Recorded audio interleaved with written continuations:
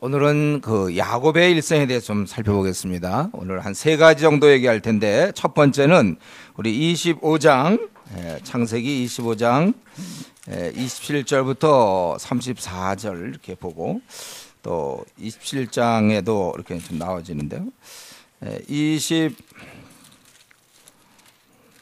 25장 27절부터 이렇게 보니까, 첫 번째로 야곱은 이러한 하늘의 이러한 축복, 이런 것들을 굉장히 사모한 자다, 우리 그렇게 알 수 있겠어요. 그는 좀 비겁한 방법으로 형의 그 축복, 장자권을 빼앗은 자입니다. 배고픔을, 이 피곤함을 이용해서 그를 맹세케 하고, 그리고 나서 떡과 팥죽을 주고 장자의 명분을 얻었다. 거기 보니까 27절부터 이렇게 쭉 보면요, 그는 야곱은 조용한 사람이어서 장막에 거주하고, 그리고 29절에 야곱이 죽을 쏘았더니 에서가 돌아와서 심히 피곤하여 야곱에게 이르되 내가 피곤하니 그 붉은 것을 내게 먹게 하라. 그리고 그러니더니 31절에 야곱이 이르되 형의 장자의 명분을 오늘 내게 팔라. 에서가 이르되 내가 죽게 되었으니 이 장자의 명분이 내게 무엇이 유익하리요. 야곱이 이르되 오늘 내게 맹세하라. 그래서 에서가 맹세하고 장자의 명분을 야곱에게 판지라, 이렇게 되어 있죠. 형제간에 정도 없고 아주 무정한 사람이죠. 형이 배고프면 그냥 줄 수 있어야죠. 마음껏 먹으라고 해야죠, 원래는. 그러나 그런 형의 배고픔을 이용해 자기의 원하는 것을 충족시키는 비열한 자였습니다. 그러나 왜 그가 그걸 원했는가? 결국은 축복. 사실 장자는 하나님께서 특별히 그에게 더한 축복을 내리는 거예요. 원래 쭉 내려오면서 이 하늘의 축복을 그는 사모했기 때문에 그렇습니다. 방법은 나빴지만 그것 자체는 좋은 점이었습니다. 이 면에서 성경은 오히려 야곱의 비열함을 책망하기보다는 에서의 그 경솔함을 더욱 책망하고 있습니다. 그가 뭐라고 했습니까? 내가 죽게 되었으니 이 장자의 명분이 내게 무엇이 유익하리요? 하나님이 이렇게 정해서 그에게 정말 장자로서 많은 축복을 주는 그러한 하나님의 정하심인데, 자기가 인위적으로 배고파 죽게 됐는데 장자가 다 뭐가 필요하냐? 그러고선 팥죽 한 그릇에 그걸 팔아버렸습니다.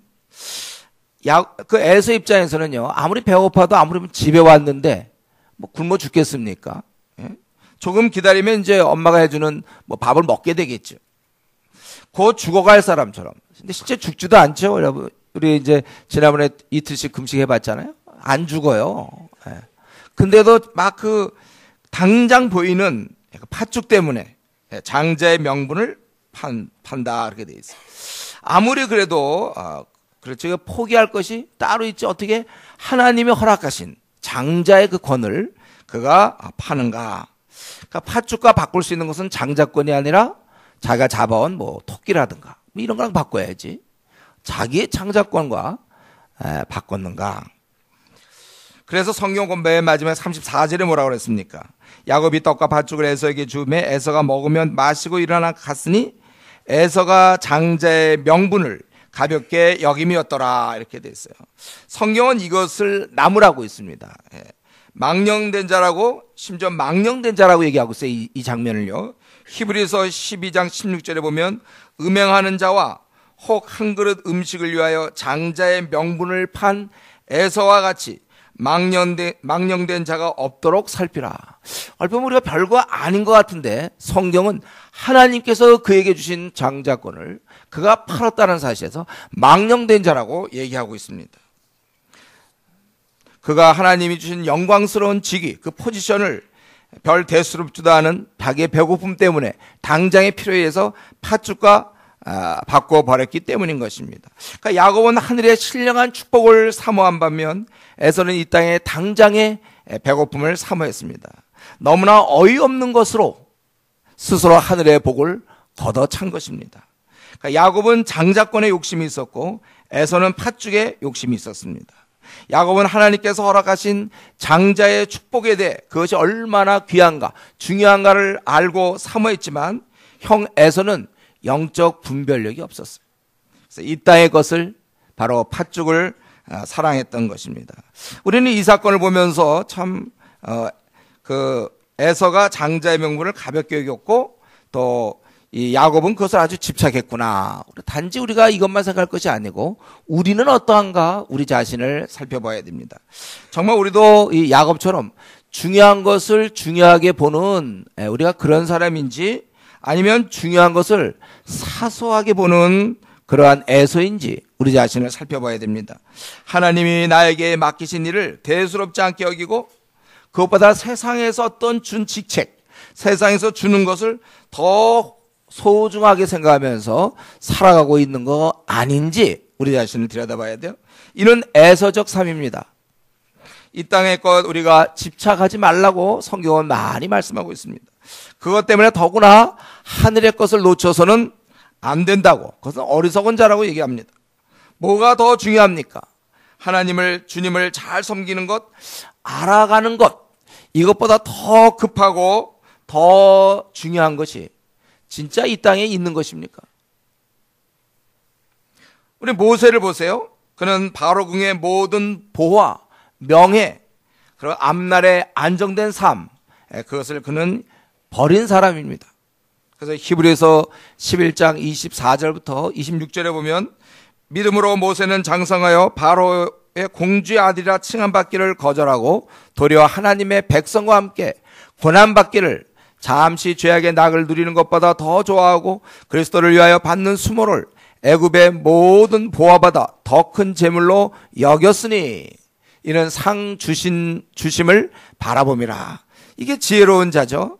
이 땅에서 줄 수 있는 어떤 가장 큰 복, 아마 모세가 바로궁에서 얻을 수 있는 걸 거예요. 그는 권세와 직위와 앞날에 대한 보장과 안일함과 편안함, 또 세상으로부터 인기, 이거 다 가졌다고도 볼 수 있어요. 그러나 이 땅에서 그런 줄 수 있는 큰 복보다 하나님이 맡기신 거라면, 하나님과 관계된 것이라면 그것이 아무리 작은 것이라도 더 가치를 두고 추구하는 자, 그게 바로 모세였던 것입니다. 그래서 하나님의 백성과 함께 고난받기를 잠시 죄악의 낙을 누리는 것보다 더 좋아하고 또 애굽의 모든 보화보다 이렇게 그리스도를 위하여, 주를 위하여 받는 수모를 더 큰 재물로 여겼다, 이렇게 얘기하고 있어요. 그날의 상 주심을 바라봅니다. 그래서 우리가 정말 지혜로운 자는 이 땅의 삶만 계획하면 안 됩니다. 이렇게 살고 내가 40대는 어떡하고 50대는 어떡하고 뭐 30대, 이것이 아니고 상 주심, 어떤 상을 내가 과연 받을 수 있는가, 그거를 항상 이 땅에서 혹시 상을 받았는지 모르겠어요 이미. 그러나 그날 어떤 상을 바라보는가. 우리는 지금 어떤 상을 바라보면서 신앙생활하고 있습니까? 그렇기 때문에 우리가 예를 든다면 우리는 정말 우리 하나님께서 우리에게 주신 직책, 이제 어린 자를 우리 보고 가르치라고 그랬고, 돌보라고 그랬고, 안 믿는 자에게 복음을 증거하라고 그랬고, 또 우리 성도들 간에 서로 교제하고 섬기고, 또 우리는 우리나라를 뛰어넘어서 세계를 향하여 선교의 사명을 감당하고, 또 우리의 주의 몸된 교회에서 아무리 작은 직책을 이라 할지라도 그것을 기뻐하며, 우리가 여기 안내원들 보면 이제 주보를 나눠주고, 여러분 그런 것이 이렇게 우스운 일입니까? 그게 아무나 하는 일인가요? 우리가 귀하게, 어쨌든 내가 주의 몸된 교회에서 어떤 일을 맡아서 할 수 있다는 거, 일할 수 있는 기회에 그거를 우리가 어떤 일시적인 세상의 것에 마음을 빼앗겨서 놓친다면 그것은 이 에서가 오늘 놓친 장자권입니다. 하나님이 나에게 맡기신 어떤 귀한 일들, 그것보다 세상의 어떤 욕심 때문에, 만족 때문에, 안일함 때문에 그걸 놓친다면은 그것이 바로 에서가 했던 행동, 바로 망령된 행동이에요. 사실 이러면서 저와 여러분 정말 이건 늘 신경 써야 될 문제예요. 우리 기도해야 됩니다. 혹시 내가 에서처럼 팥죽 한 그릇에 불과한 어떤 것 때문에 내 마음을 빼앗겨서, 즉 이 사소한 것을 중요하게 여겨서 더 중요한 하늘나라의 일, 하나님의 명하심, 이런 걸 내가 놓치지 않는가. 그런 세상에, 그것보다는 이런 세상의 것들이 애당초 나에게 무가치하게, 바울 사도는 이 주님 때문에 받는 고난 수모를 모든 애굽의 보화보다 더 큰 재물로 아예 여겼다고 그랬어요. 우리의 가치관이 아예 바뀌는 것이 더 중요합니다. 그럼 억지로 너무 좋은데 나는 주님 때문에 이 길을 가야 되는구나. 이게 아니고 애당초 그게 뭐 대수롭지 않게 여길 수 있는 빨리 우리 신앙이 좀 가치관이 바뀌어야 돼. 성경적으로. 하나님께서 나를 향한 계획과 그 축복과 섭리에 목말라 하면서 그것을 사모하고 그것을 절대 놓치지 않기를 여러분 정말 간절히 기도해야 될 것입니다. 내가 얻은 하나님 나라에서의 지위와 역할, 그런 기회를 여러분들 꼭 붙잡아야 하는 것입니다. 중요한 것을 가볍게 본 애서가 되지 않도록 우리 열심히 기도해야 됩니다. 야곱처럼 하늘의 것, 소중한 것, 물론 이제 야곱은 치사했지만 졸렬했죠. 방법은 그런 방법으로 그걸 얻는가, 그건 치사했지만 그러나 그것을 귀하게 보고 그것을 얻고자 하는 그 분별력은 우리가 기도해야 되는 것입니다. 어떻게 하든지 여러분, 지금 이렇게 말씀하는 게 뭡니까? 바로 우리가 지금 현재에서 어떤 영적인 일, 하나님 나라에서 주어지는 일을 우리가 감당하는가 안 하는가, 그 얘기죠. 더 쉽게 얘기한다면 우리가 어떻게 하든지 조장이 되려고 여러분들 노력하라고 그랬어요, 제가. 비록 우리 교회가 작은 교회, 이건 어느 교회나 마찬가지, 한국 교회 누구나 다 성도라면 교회 몸된 교회에서 어떻게든지 직책을 맡을 생각을 해야 돼. 명예를 위해서가 아니라 주의 나라 확장을 위한 생각으로 내가 뭔가 지금 이런 영적인 일을 하고 있다. 그래서 여러분들 어떻게 하든지 조장이 되려고 생각해야 되고 어떻게든지 팀장이 되려고 해야 돼. 우리 교회 같으면 또 다른 교회 구역장이 되도록 하십시오. 또 뭐가 있겠죠. 우리 교회 같으면 팀장이 돼야 돼. 전도 팀장, 중국 팀장 자리가 있어요, 여러분들. 그걸 어떻게 내가 노려서 저걸 얻어야 되겠다. 이런 마음을 가져야 되는 거예요. 어떻게 내가 집사가 돼야 되겠다. 내가 어떻게 하든지 여기 교사가 돼야 되겠고, 이제 우리 앞으로 간사 제도를 많이 만들 건데 간사는 내가 꼭 돼야 되겠다. 어떤 이 하나님 나라에 관련된 직책을 여러분 얻기를 힘쓰세요. 나그네의 길을 여러분 가면서 교회에서 뭡니까? 그냥 성도입니다. 어떻게 그렇게 끝날 수 있습니까? 교회에서 집사입니다. 이렇게 얘기할 수 있어요. 권사입니다. 또 장로입니다. 목사입니다. 조장입니다. 팀장입니다. 이러한 하나님 나라의 확장을 위한 나름대로의 그런 직분, 이걸 아름답게 여러분들이 여기셔야 되고 놓치지 않기를 힘써야 되는 것입니다. 영적 직이 없는 채 그냥 무명의 시절, 평생 무명으로 하나님 나라에 볼 때 아무것도 아닌, 우리가 그렇게 살아서는 안 되고 제가 어떻게 하든지 붙잡아야 돼. 제가 때때로 보면 우리 조장 좀 하다가 좀 몇 년 하다 좀 쉬어야 되겠습니다, 이런 사람. 제가 볼 때 그게 정말 기도로 이렇게 나온 건지 정말 묻고 싶어요. 평생 우리 살아봐야 앞으로 40년 50년 살 텐데 그건 뭘 또 놓습니까? 어떻게 붙잡아야죠. 자기가 이제 팀장을 하기 위해서 조장을 못한다, 이런 건 괜찮아요. 간사 일을 해야 되기 때문에 못한다, 그건 좋습니다. 여러분이 이런 어떻게든지 되는 대로 자기가 노력하면 분명히 될 수 있는데, 분명히 조장될 수 있거든요. 분명히 자기가 노력하면. 근데 그냥 안 해도 돼. 그냥 교회를 벌써 나온 지 5년 되고 7년 되고 10년 됐는데 직책이 아무것도 없어요. 그냥 예배 보는 성도입니다. 이렇게 돼서는 안 돼요.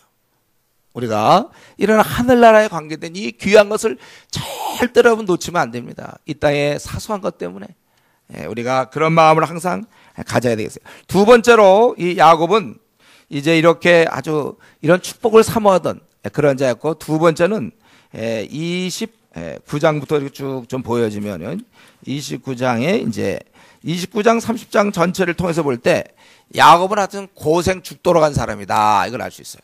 하늘의 축복을 그는 사모했지만 또 땅에서는 고생을 아주 죽도록 했어요. 속이던 그가 이제 외삼촌이라고 찾아갑니다. 자기 이제 애서 형이 죽이려고 그러니까 이제 외삼촌한테 찾아가요. 근데 외삼촌 라반은 누구였습니까? 이 야곱이 약간 아마추어라면 이 라반은 아주 프로 속이는 자였어요. 대단한 사람, 라반. 그는 정말 이제 살펴보면 알겠지만, 속이던 그가 나름대로 한가닥 했는데, 원래 야곱이 자기 이렇게 형한테도 잘 이렇게 해가지고 장자권도 뺐고 아버지의 축복도 이렇게 이제 해가지고 뺏었던 그가 이제 진짜 달인이죠, 달인. 이 라반을 만나게 되어 속임을 당해서 시커 고생을 하게 되는데, 대표적으로 첫 번째는 그는 노동으로서, 아주 그 목동으로서 온갖 고생 다 하는 것입니다. 그래서 원래 우리 아까 25장 17절에는 집에 거하던 자, 그는 갑부, 정말 이삭이 부자였거든요. 그의 아들로서 편안하게 있었던 거예요.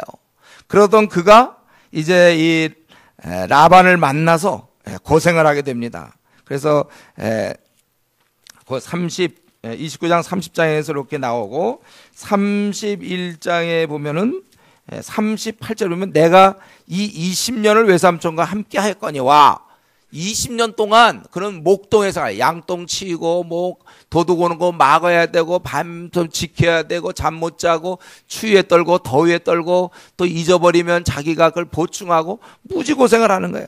20년 동안 일합니다. 왜 이렇게 일하게 되었죠?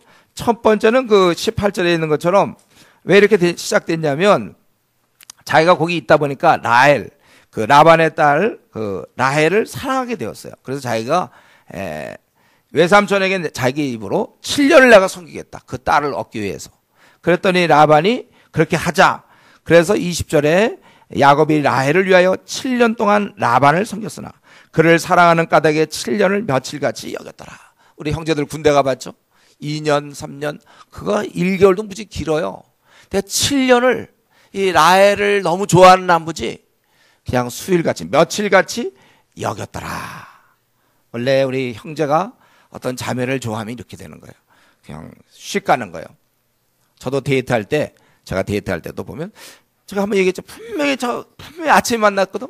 이제 아침에 만났다 싶었는데 벌써 헤어져야 돼. 시간이 그냥 쑥 지나갔어요. 쑥 지나가는 거예요. 제가 어떤, 사랑하는 사람이 있을 때 그냥 쑥 지나가는 거예요.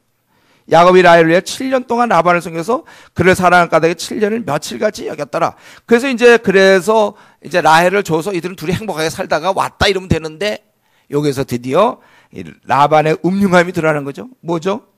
이제 21절부터 쭉 원래 라헬을 줘야 되는데 그래서 7년 동안 죽자고 일한 이 야곱에게 일을 잘했던 것 같아요. 그러니까 더 붙잡으려고 레아를 줘버렸어요. 그래갖고 이게 어떻게 된 건가? 그래서 25절에 야곱이 아침에 보니 레아라 라반에게 이르되 외삼촌이 어찌하여 내게 이같이 행하셨는가? 내가 라헬을 위하여 외삼촌을 섬기지 아니하였나이까? 외삼촌이 나를 속이시면 어찌 됨입니까? 그러니까 라반이 뭐라 하냐면 우리 지방에서는 그런 게 풍습이 아니다, 그지? 언니보다 아우를 먼저 주는 것이. 그러면 7년을 약속했으면 그 사이에 언니 시집 보내면 되는 거 아니에요? 안 보내고 있다가 이제 때가 돼서 언니를 그 지방 풍속 그러면 한 남편에게 몰아주나? 참 언니를 어떻게 보냈어야 되는데 이제 음흉한 계획을 갖고 있는 거죠. 그래서 뭐라 그러냐면 그러면 7일을 더 해야 된다. 네가 7일 더 하면 일주일만 하면 라헬을 주겠고 대신 또 나를 7년 동안 섬겨라. 마치 앞부분의 7년은 레아를 위해서 한 것처럼 아주 교묘히 7년을 더 해라. 그러니까 이 라헬을 얻고자 또 7년을 봉사하게 되고 일하게 되고 그다음에 나머지 또 6년을 어떻게든 더 일하게 되는 것입니다. 일만 시컷하게 됐어요. 고생 많이 했습니다. 예. 거기 그 고생한 목록이 31장에 나오죠. 31장 38절부터 40절 보면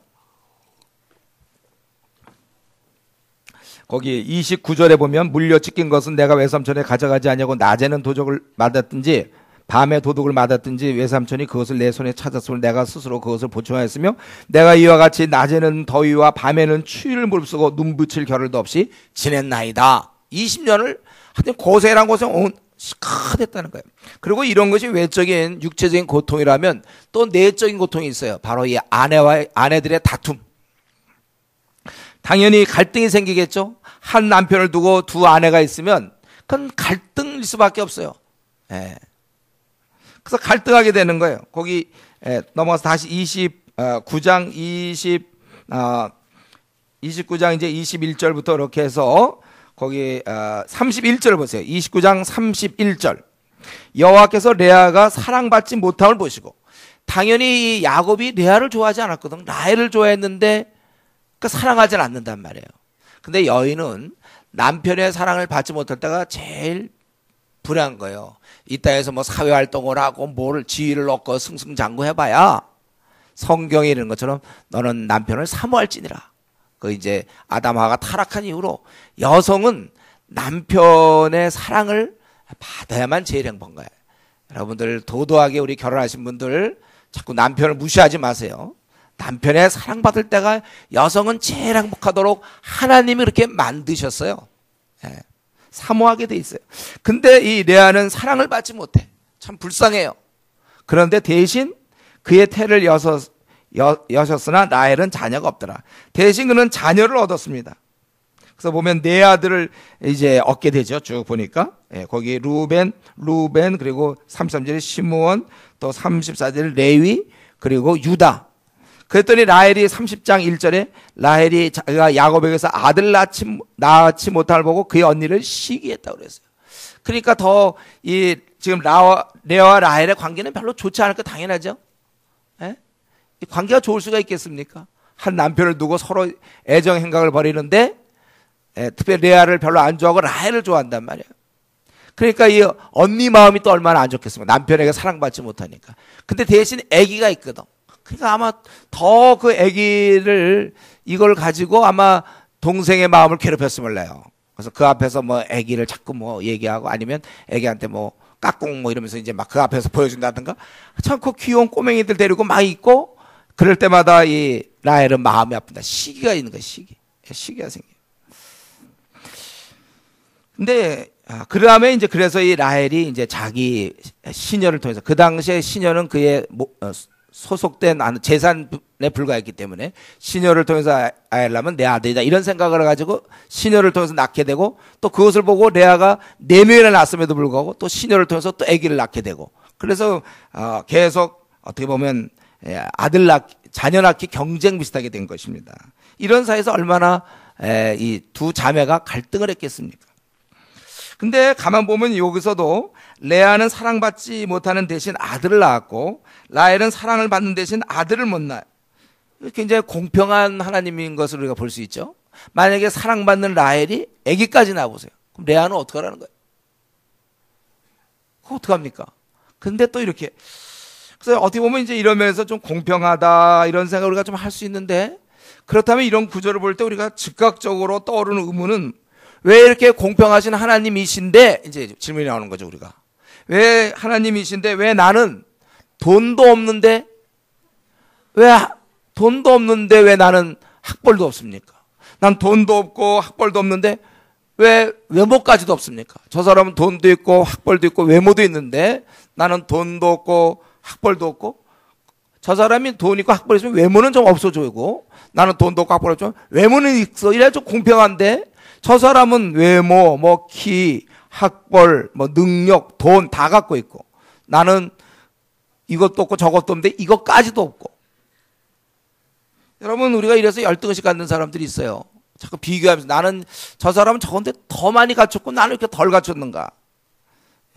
여러분 우리가 근데 여기서 알아야 될 것은 학벌이나 어떤 능력, 외모, 돈, 건강 이 땅에서 줄 수 있는 몇 가지를 가지고 여기 2가지 가지고 나 3가지 가지고 뭐 이런 식의 여러분들 비교해갖고 공평하다 불공평하다 이렇게 얘기하면 안 되는 거예요. 우리는 어떻게 해야 됩니까? 나는 돈도 없고 학벌도 없고 외모도 없고 재능도 없고 능력도 없고 노래도 못 부르고 축구도 못하고 나는 그런데 예수님을 소유하고 있다 이렇게 돼야 되는 것이죠. 예수님 대 세상의 것과 비교해야지. 우리는 예수님을 얻었기 때문에 세상의 돈, 학벌, 뭐 또는 무슨 외모, 능력, 노래 못하고 뭐 축구 못하고 뭐 이런 거, 집안 배경, 지질이 나는 정말 재수도 없고 나는 뭐가 안 풀리는구나. 그렇게 하는 건 아직도 어린아이입니다, 여러분. 우리가 정말 제대로 신앙세계에 진짜 예수님을 만났다면 예수님 한 분만으로 만족할 수 있어야 되는 거예요. 그래 너는 외모도 있고 학벌도 있고 재능도 있고 또 돈도 많고 또 노래도 잘 부르고 축구도 잘하고 키도 크고 뭐 다냐? 알았다. 나는 외모도 없고 학벌도 없고 못생겼으며 재능도 없고 다 못하는데 나는 예수님을 믿는다. 공평하신 하나님이다 이거죠. 공평하신 하나님. 예수를 믿기 때문에. 우리가 세상에 그 어떤 것을 다 얻는다 해도 예수님을 얻지 못한다면 다 잃은 거예요. 다 잃은 거예요. 그래서 여러분, 아직까지도 혹시 예수님 믿는 게 세상의 여러 조건 중에 하나입니까? 예수님 믿긴 믿지만 난 돈도 없고 학벌도 없는데 왜 나는 이렇게 불공평. 만약 여러분들이 이렇다면 아직도 신앙의 깊은 부분에 들어와 있는 게 아니에요. 아직도 예수님이 누구신지를 잘 모르는 것입니다. 바울이 말한 바 아무것도 없는 자 같으나 그는 만물의 찢기라고 자기가 고백했잖아요. 세상에서 어떻게 그렇게 제일 밑바닥이냐, 이제 만물의 찢기. 그는 거지였습니다. 그는 배도 많이 고팠어요. 밥도 많이 못 먹었습니다. 예. 그는 이쪽 저쪽에 밤낮 쫓겨다니고 정말 아무것도 없는 자 같으나 모든 것을 가진 자로다. 예. 예, 고린도후서 우리 6장 그 말씀입니다.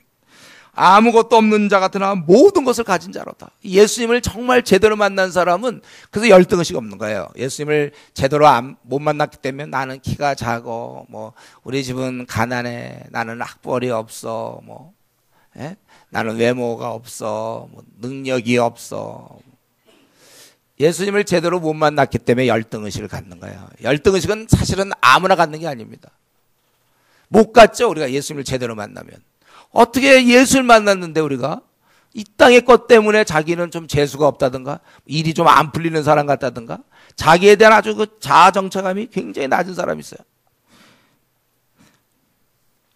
그래서 나는 학벌도 없고 외모도 없고 돈도 없고 가정도 참 내세울 것이 없고 건강도 없고 능력도 없고 그런데 예수를 믿으니 공평하신 하나님, 그렇게 고백해야 되는 거예요. 이 고백이 가능하다면 우리는 이 땅에서 더 이상 불만족 없습니다. 이미 예수님을 소유했으니까 이 땅의 모든 걸 다 상대화시킬 수 있어요. 예.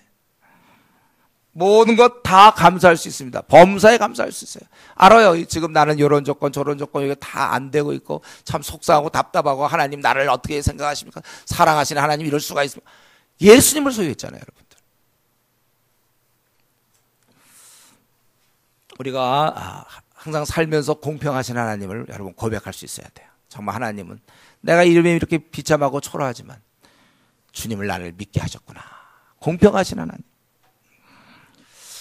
이제 야곱은 원래 속이고 거짓말하던 자였는데 그보다 훨씬 고단수의 이 음흉한 라반을 만나가지고 많은 고생을 하는 것입니다. 아마 그때 알았을 거예요. 속임을 당했을 때 기분이 어떤지. 자기가 속였을 때 그 당하는 사람들이 어떤지 비로소 알았을 것입니다. 나중에 보면 야곱이 굉장히 성화되거든요. 제가 보기에 이 20년의 그 기간이 그의 성화에 큰 역할을 했을 거예요.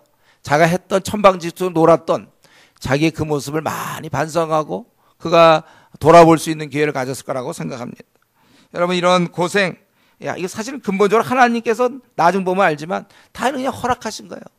이걸 통하여 그는 바뀌는 것입니다. 여러분, 우리 늘 성경에서는 고난은 우리에게 훌륭한 선생이 되는 것이죠. 고난을 주신 분이 만약에 하나님이시라면 그것은 우리에게 필요해서 주신 것이니까 우리가 이런 고난을 통하여 더욱더 성숙해 나가야 될 것입니다. 더 나가기 전에 한 가지만 더, 이 라반의 그런 좀 라반이라는 인물에 대해 잠깐 보면요, 사실 이 라반의 욕심 때문에 많은 사람 피해 보고 있습니다.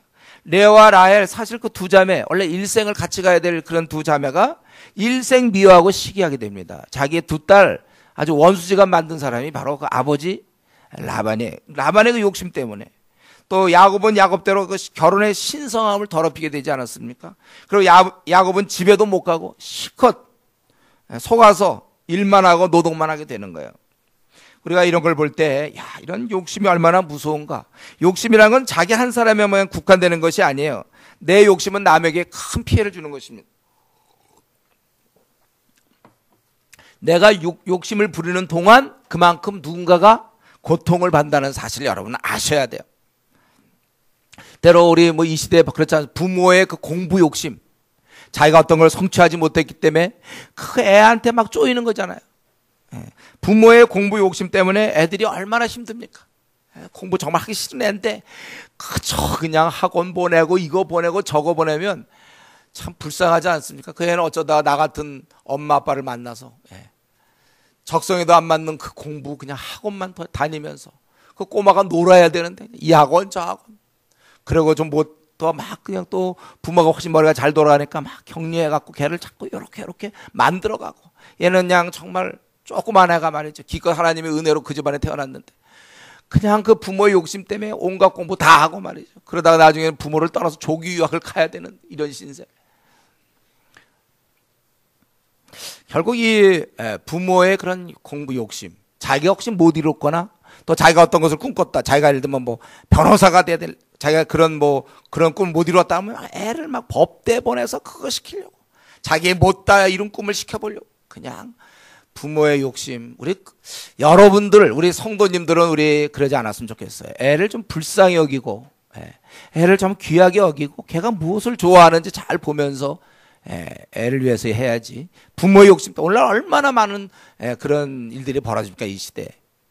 또 어떤 경우는 이 남편의 이러한 어떤 욕심 때문에 돈을 더 벌겠다고 막 뭐 주식하다가 돈 다 날려가지고 집안 막 이사 다니고 도망가게 만들고, 때로 어떤 때는 아내의 허영, 눈에 보는 거 다 사, 그냥 보이는 거냐.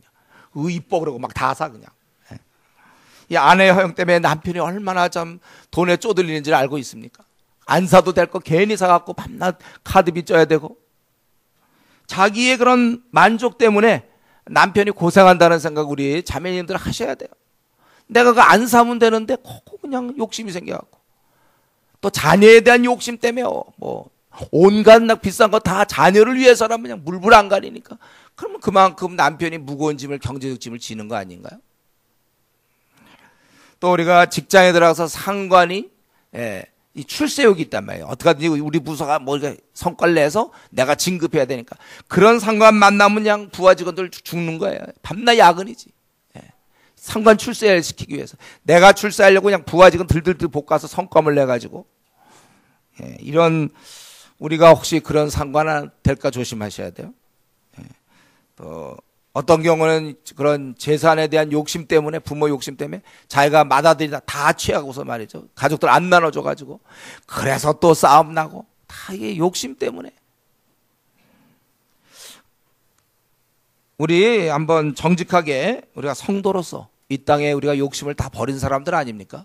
나는 무슨 욕심을 가지고 있나? 옷에 대한 욕심은 없지만 뭐 물건에 대한 욕심이 있다든가, 또 돈에 대한 욕심이 있다든가, 어떤 경우 뭐 자녀에 대한 욕심이 있다든가, 정말 그거 과도한, 요즘은 저 중국은 이제 소황제가 있잖아요. 그러니까 한 명에 대한 부모의 그런, 한국도 마찬가지예요. 교육열 그냥 타 올라, 그냥 애 죽어 그냥. 우리가 정말 그리스도인으로서 이 땅에서 우리가 정과 욕심을 십자가에 다 못 박았는데, 지금 무엇 때문에 나의 가족, 주위 사람들 힘들게 하고 있습니까? 그것 때문에 지금 나의 가족, 또 주변의 사람들이 아주 피해보고 힘들다는 생각을 못하고 있습니까? 나의 그 욕심. 여러분, 우리 그리스도인들은 마음을 비워야 돼요. 하다못해 불교에서도 말이죠, 중들이 마음을 비운다고 그러는데, 우리 그리스도인이 당연히 이제는 내가 사는 게 아니잖아요. 내 안에 그리스도가 사는데, 나의 그 육신의 만족, 세상의 자랑, 생의 자랑이라고 그랬죠. 육신의 정욕, 욕심. 우리가 그렇기 때문에 여러분, 이 시간에 여러분 마음을 비우세요. 과도한 집착들 우리 비워야 됩니다. 욕심을 갖고 세운 계획이나 추진하는 일, 어떤 사람도 집에 대한 욕심이 있을 수도 있겠죠. 우리가 이 시간 다 중단하고 그 욕심을 버려야 됩니다. 이 라반이 결국에서 얻은 건 뭡니까? 양을 더 얻었겠죠? 나귀를, 낙타를 뭐 이런 걸 더 얻었겠죠? 염소를 더 얻었겠죠?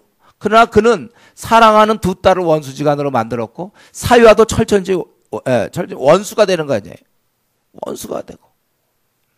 다 자기 때문에 그 사위는 20년이나 야곱은 고생시키고 말이죠.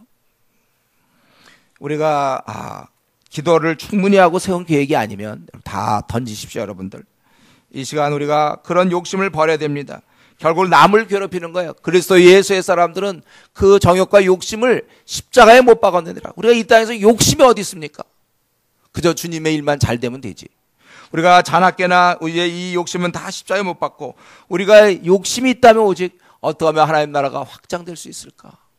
그것이 우리의 욕심이 되어야 되는 것입니다. 그리고 이제 끝으로 우리 이 야곱은 세 번째로, 그는 우리 오늘 본문에 읽은 것처럼 하나님께 매달린 자였음을 우리가 알 수 있습니다. 형 에서 때문에 결국 하나님께 부르짖게 되죠. 외삼촌 라반을 떠나서 고향으로 돌아오지만 사실 자기를 그때 죽이려고 벼르고 있던 형, 그 에서를 만나게 되었습니다. 제가 생각할 때 근데 마음 한구석에 항상 그 불안함이 있었을 것 같아요. 이제 에서를 만나러 가는 경우에 좀 그래도 혹시 이전에 에서가 자기를 죽이려고 그랬거든요.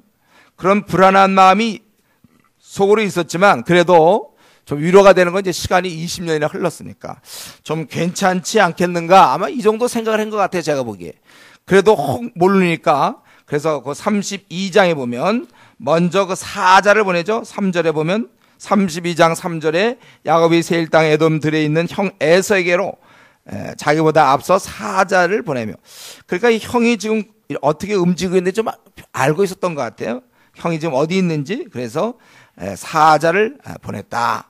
그런데 사자가 와서 6절에 뭐라 그럽니까? 사자들이 야곱에게 돌아와 이르되 우리가 주인의 형 에서에게 이른즉 그가 400명을 거느리고 주인을 만나려고 오더이다. 자기가 이제 혹시나 하면서 보냈는데 웬걸 형이 400명을 이끌고 온다는 거예요. 이건 전쟁이거든요. 누가 뭐 이렇게 오래간만에 형제를 만날 때 400명 끌고 오는 사람이 어디 있습니까? 여러분 그런 장면 생각하면서 400명을 거느리고 자기를 지금 만나면 되는 거고 오냐 그러고 뭐 받으면 되고 여기 오면은 집에 찾아오면 그냥 이렇게 환영하면 될 텐데 400명을 끌고 온다는 거예요. 이는 필경 야곱이 생각할 때 나와 내 가족을 죽이려는 것이 분명하다. 그래서 그는 심히 두렵고 7절에 보니까 그 말을 듣고 심히 두렵고 답답하여 정말 고통 가운데 이젠 이걸 어떻게 할 수가 없잖아요. 그래서 그가 했던 방법은 한 세 가지죠. 먼저 일단 두 때로 나누어 보는 거예요. 한 때를 많이 치면 한 때는 도망갈 수 있다. 절반이라도 구해야 되겠다. 이런 마음으로 두 때로 나눴다고 그랬잖아요. 한 때를 치면 남은 한 때는 피하리라 하고, 그리고 나서 그는 하나님께 기도하게 되는데 제가 보기에 이 기도는 뭐 간절히 매달렸다기보다는 하나님께서 나를 돌아가라고 하지 않았습니까? 9절에 은혜 주신다고 하셨습니다, 하나님.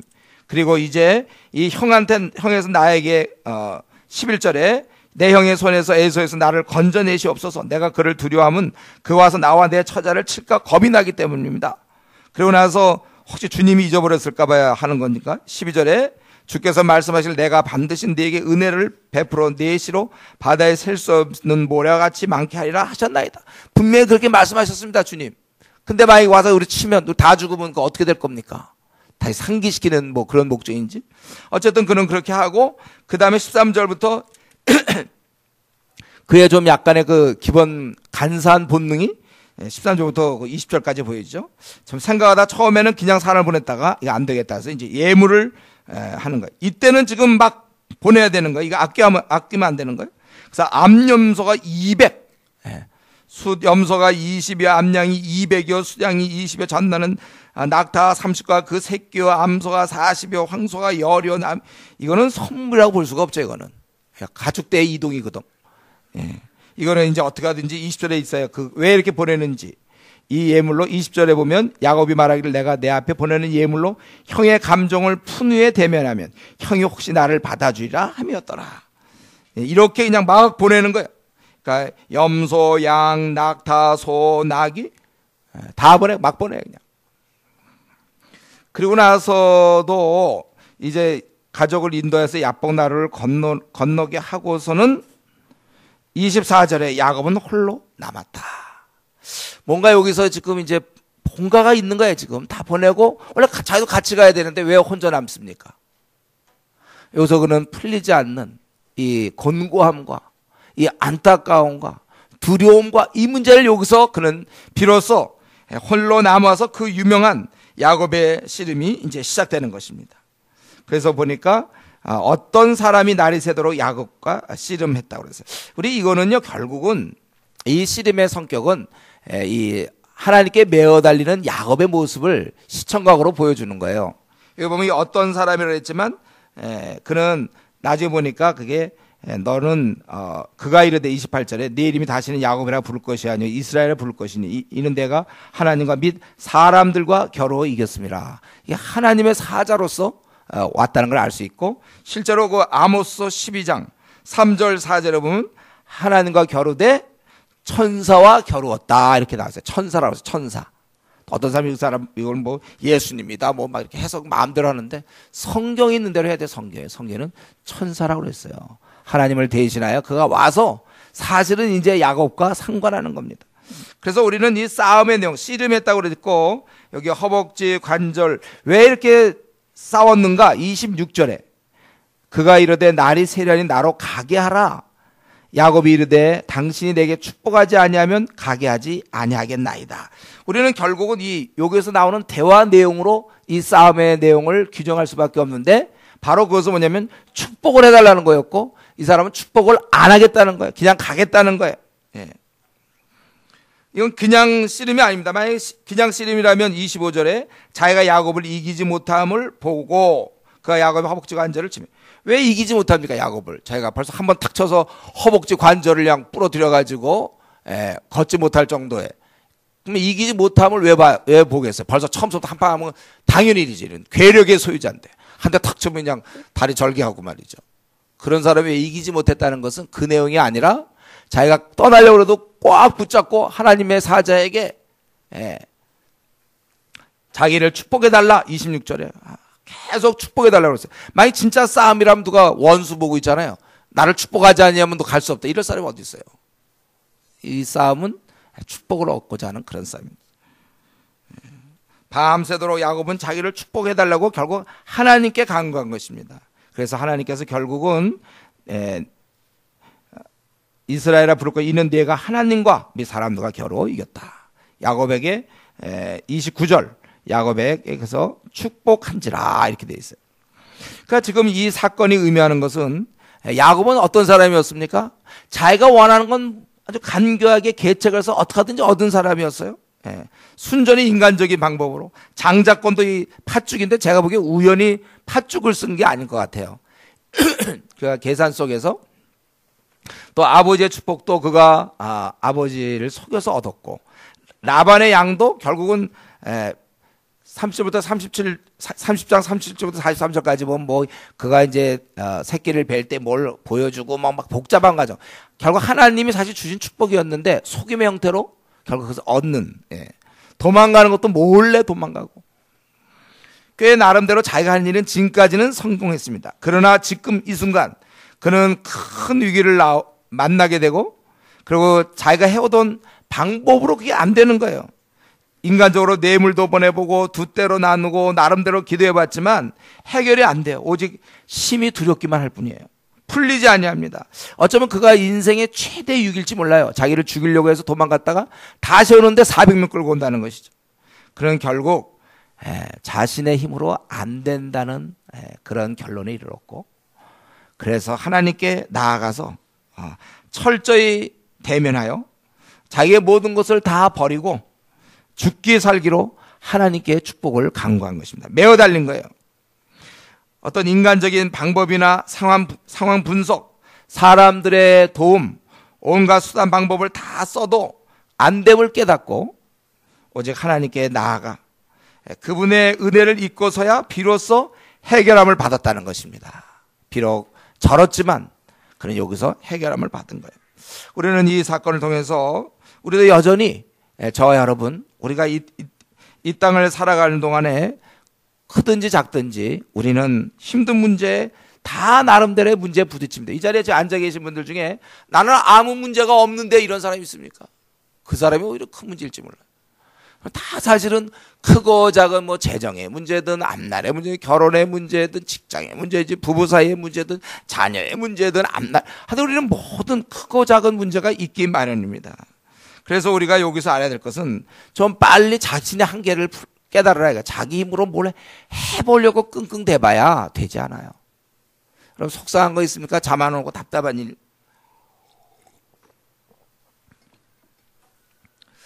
좀 자신의 한계를 좀 빨리 깨달으세요. 자기가 자꾸 머리 써서 그냥 풀어보려고 그러지 말고 답답한 문제, 속상한 문제 있을 때 하나님께 나가라는 것입니다. 그렇지 않으면 괜한 고생만 하는 거예요. 결국 이 문제가 풀리는 건 하나님과의 관계에서 풀리는 건데 또 자기를 믿고 자기를 신뢰하고 자기의 방식으로 해결하려고 하는 거예요. 우리는 그렇게 하면 안 되고 하나님께 나아가서 크든지 작든지 하나님께 나아가서 문제를 여러분 푸셔야 되는 것입니다. 적당한 선에서 타협하는 것이 아니라 풀릴 때까지 확실한 응답을 얻을 때까지 하나님께 매어 달려야 되는 것입니다. 여러분 진정 자신이 갖고 있는 그 문제 해결되기를 원합니까? 또 인간적으로 나름대로 지금까지 이 방법 저 방법도 써봤습니까? 그럼 이제 더 찾지 말고 더 다른 방법 자꾸 찾지 말고 하나님을 여러분 찾으세요. 현재 주어진 삶 그거 참 고달픈데도 영적으로 자고 있으니까 고달픔을 고달픔으로 못 느껴. 우리 생은 빛나야 되는데 이 삶을 가르쳐 초라한 삶이라고 주위 사람들이 얘기하는데도 자기는 그걸 못 느껴. 그 둔함. 그러니까 기도 안 하죠. 분명히 그 기도에서 풀어야 될 문제가 너무 명확한데 자꾸 한숨만 쉬고 사람들한테 뭐 나는 이러고 힘들고 뭐 남편이 나를 힘들게 하고 뭐 아내가 나를 힘들게 하고 회사에서 뭐가 안 풀리고 뭐 재정 문제로 나는 고통을 받고 뭐 직장 문제로 뭐 결혼 문제로 뭐 앞날의 여러 가지 문제로 우리 주님이 왜 계십니까? 선한 목자가 계시는데 그냥 자기 스타일로.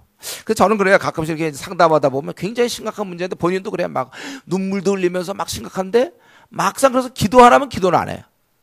내가 기도해야 풀리는데 예를 들면 이렇게 노는 날 마침 또 내일이 석탄일 빨간 날은 또 실컷 놀아요. 그래서 돌아와서 다시 이제 원래도 돌아와서 뭐 이것 때문에 힘들고 뭐 울고 뭐 제가 보기에는 아직 멀었어. 아직도 뭐 살만하니까 그러고 있겠지. 남편 때문에 속상해 죽겠어요. 막 나랑 얘기할 때 우는데도 노는 날은 또 놀고 난 다음에 충분히 놀고 그건 놀아줘야 노는 날이니까. 그러고 나서는 또 힘들어. 아니 그런 시간에 좀 기도 좀 가면 안 됩니까? 가서 좀 하나님 앞에 좀 금식하고 하루 정말 하나님 이 문제에 너무 속상하고 답답한데 풀어주세요. 또 자신의 앞날의 문제입니까? 또 결혼의 문제입니까? 좀 기도를 해야 되는데 그럼 기도 안 하고 그냥 힘들다는 얘기만 해. 앞날이 꽉 막혀있는데 내가 보기에 꽉 막혀있는데 인간적인 방법으로 그냥 그거 해결해 보려고. 여러분 좀 그러지 마세요. 오늘 우리 이 야곱은 어쩔 수 없이 이렇게 있죠. 400명 야곱이 혼자 온다 그래서 아마 자기도 쿨쿨 잤을 거야 아마. 그러나 400명 끌고 온다는 그러니까 어쩔 수 없는 상황이었지만 그래서 그는 하나님께 매달렸고 결국에서 답을 얻었어요. 그런데 어쨌든 이 상황 그 형 에서가 400명 끌고 오는 상황 때문에 우리 여기서 중요한 교훈을 얻게 된 것이죠. 매달렸더니 해결됐더라. 그래서 어쩌면 내가 왜 이렇게 하나님께 매달리지 않는가? 아직 뭐 살만하신가 봐요. 살만하니까 그러고. 진정으로 속상한 사람이 있습니까? 고통스러운 사람이 있어요? 이런 거 생각하면 아주 속이 답답한 사람도 있습니까? 제발 좀 기도 좀 하세요.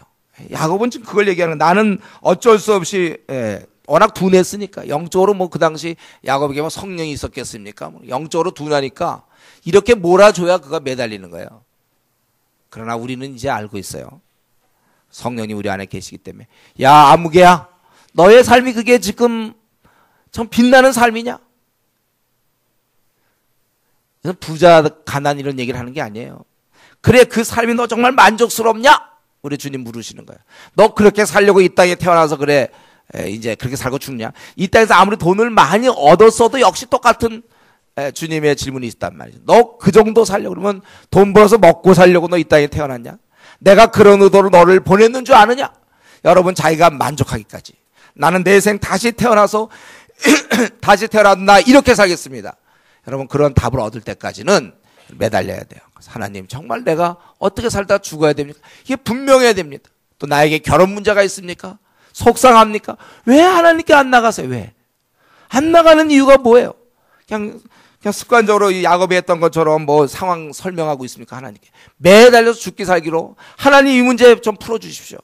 우리 한국교회 그래도 제가 영국에 있을 때나 또 이런 서양 사람들 볼 때 좀 답답한 게 좀 하나님께 별로 매어달리지 않아요. 사는 게 편해서일까요?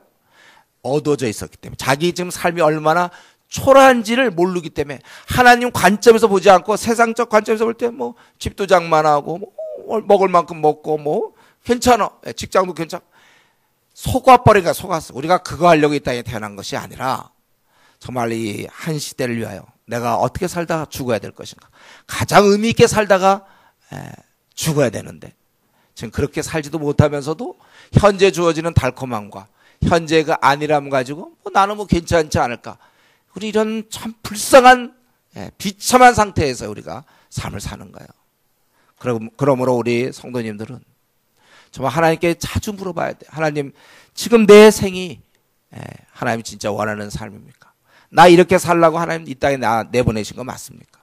사람들을 볼 때는 어떻게 잘 사는지 성공했는지 모르지만 여전히 자기는 하나님 앞에 그 섭리와 하나님께 목적을 물어봐야 돼요. 내가 다시 태어나도 나 이렇게 살 것이 확실합니다. 내 삶은 의미 있습니다. 앞으로 남은 나의 40년, 30년, 20년 나 이렇게 살다가 죽겠습니다. 여러분 이것이 분명해야 됩니다. 한 번만 물어보세요. 자신에게. 내가 이렇게 살아도 되는 것인지. 우리는 여러 가지 일로 슬퍼할 수 있고 낙심할 수 있지만 하나님께 은혜를 구하는 자 결코 그런 실패하지 않습니다. 하나님께 나아가는 자 당장은 어렵고 힘들어도 그런 승리자가 되는 거예요.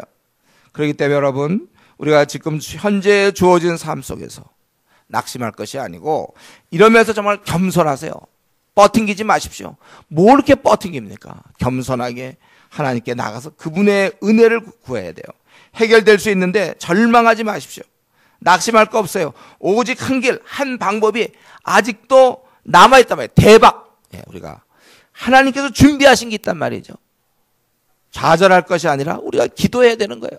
그렇기 때문에 성경에서는 너희 중에 고난당하는 자가 있느냐? 그는 기도할 것이요. 하나님께서는 오늘 우리에게 말씀하십니다. 하나님께서는 우리가 기도하기를 바라시는 것입니다. 이 시간에 같이 우리 기도하겠습니다. 오늘 우리 야곱의 생을 보면서 그런 이러한 하늘의 축복을 굉장히 사모했습니다. 나는 혹시 이 땅의 팥죽을 더 사모하고 있는가? 내가 지금 어떤 문제를 해결하는 방식이 항상 팥죽인가? 정말 하나님이 주시는 축복인가를 생각하고 또 우리 자신의 나의 욕심 때문에 내 가족, 내 주위 사람들 너무 힘든 거 아닌지 나는 도대체 무엇을 향해서 지금 나가고 있는지 하나님 앞에 정직하게 우리 자신을 살펴보고 또 우리가 어려운 문제 있을 때 어떤 문제 크든지 작든지 간에 나에게 답답한 문제 있을 때 해결되지 않는 문제 있을 때 나는 하나님께 정말 매달리는가 우리 이 시간에 한번 우리 자신을 보면서 기도하기 바랍니다. 같이 기도하겠습니다.